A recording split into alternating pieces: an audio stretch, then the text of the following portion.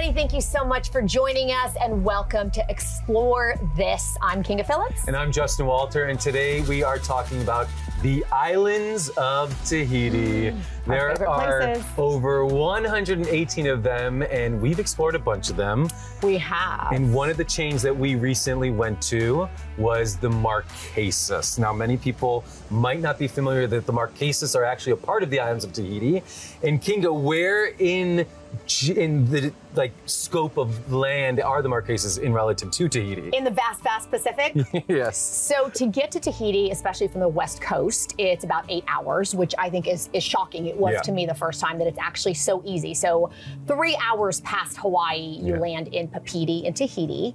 And then if you are interested in hopping over to the Marquesas, it's an additional 3.5 hours. Yeah. So it's very, very remote, but that is the magic. Yeah. Because I will tell you, I know you haven't been to Hawaii, and we've discussed this many times, but I have many times, and I will tell you the Marquesas are Hawaii 75 years ago. Okay, so what do you mean by that? What does it mean to go back in time to Hawaii in the Marquesas? So first of all, their roads were paved about 6 years ago. Cell phones became 6 years ago. 6 years ago. So to us who love off the beaten path, that's already like a dinner bell. We're like, yes, we want a piece of this. Cell phones really only came along around the same time. And even flying into the Marquesas, we landed on Nuku, Hiva first. And flying in, you are landing along this gorgeous Stegosaurus-like spine of green into the tiniest little open-air airport. And there's nobody there. And sometimes you can't get in or out because the Wi-Fi isn't working. So it is wonderfully off the beaten path. And really the island itself is so remote. There are few lodging options. There's usually per island, there's about one big resort, we'll call it. Not an all-inclusive for 900 miles, which is exactly how I like it.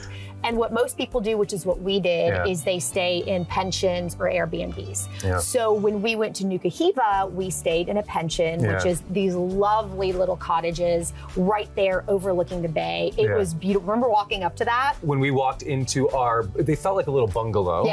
And the bay was gorgeous. And like Kinga was saying, you did feel immediately from being in the island that it was rustic. It was off the beaten path, and that not a lot of travelers actually go here.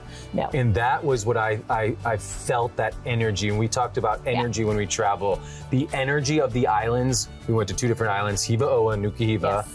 The energy felt so different from both. So when we talk about Hiva Oa as a destination, why would someone want to go explore Hiva Oa? What are the takeaways that you kind of look back and are happy that we experienced that energy in that island? Well, first of all, I think its uniqueness historically is really spectacular. So basically, Hawaii was inhabited by people from the Marquesas. Which is interesting because not many people in the U.S. know that. It's true. So the Marquesans basically built canoes, filled them with breadfruit, and sailed for Hawaii.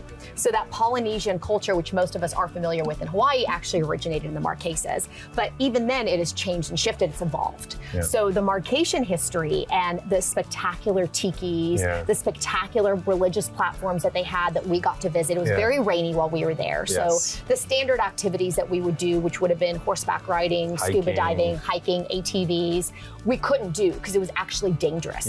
Because it was so slick, it was just wow. But what we did do was we did this amazing historical tour. So we went around through the jungle with our guide, Jonathan.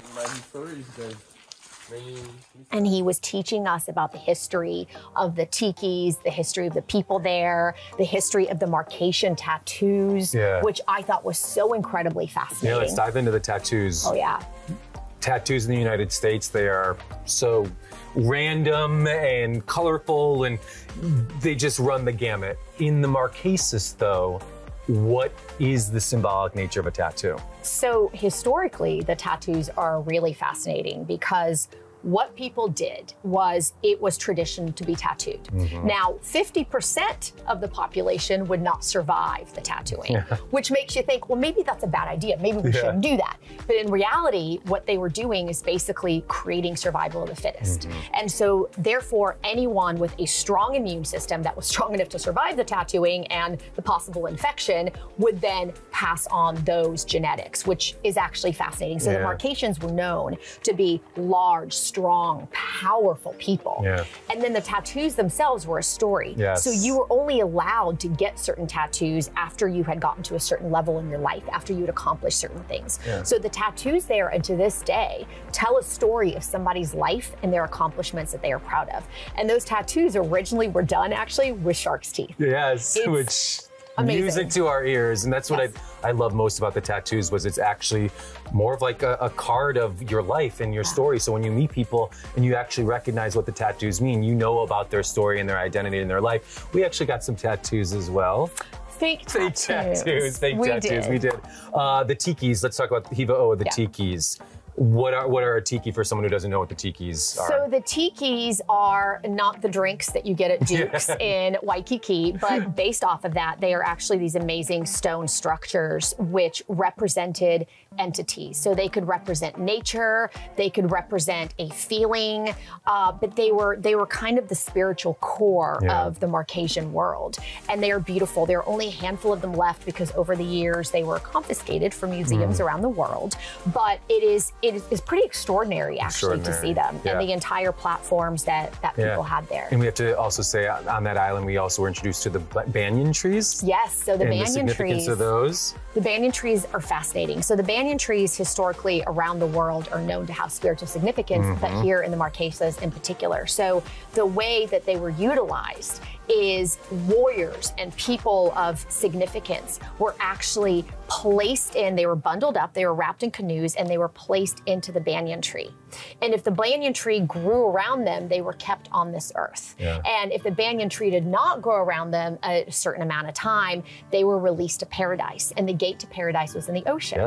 So they would take them to this place called Virgin Rock, sacrifice some slaves ahead of them, and then toss them into paradise. And Jacques Cousteau actually came in 1987 and found multiple piles of human bones. And that's what was neat. Like Kinga said, we went on a historic tour going to these different sites on Hiva. We also went to Nuku, Hiva, where they filmed season 4 of Survivor, the TV show, way back when, Survivor Marquesas. And we went on an epic adventure in Nuku, Hiva, a horseback riding adventure. So tell us about that. Well, that was extraordinary. So Nuku Hiva, another spectacular island, every view better than the last, beautiful. We had a wonderful guide there and we stayed in her family's Airbnb, the Koakoa Lodge. It was wonderful. And we had told our hostess that we wanted to do something authentic. So she said, well, I have a horseback ride for you. And we thought, oh, okay.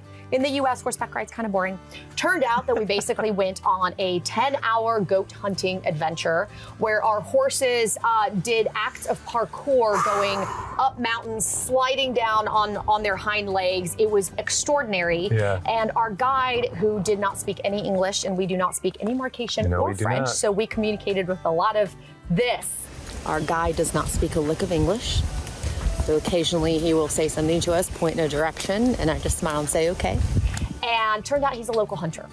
He was not a guide. And she got us into this spectacular opportunity to actually immerse ourselves in the local culture. And we did hunt a goat. He did shoot one. We followed him down a cliff where he then expertly skinned it, gutted it, and strapped it to the horse on which I later sat.